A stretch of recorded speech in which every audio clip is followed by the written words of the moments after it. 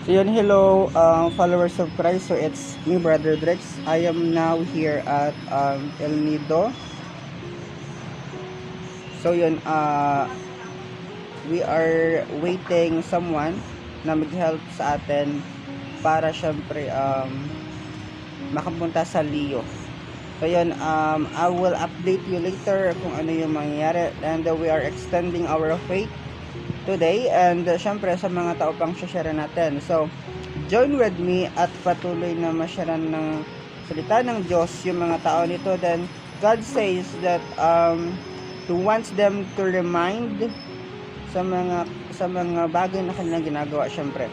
So yun, will update you later, and God will do something great and great over your life, and this would also be my first time, at patuloy nga na maraming tao dito, even syempre mga foreigners, but i-share pa rin natin yung gospel sa kanila. Then we will do this because God is with us.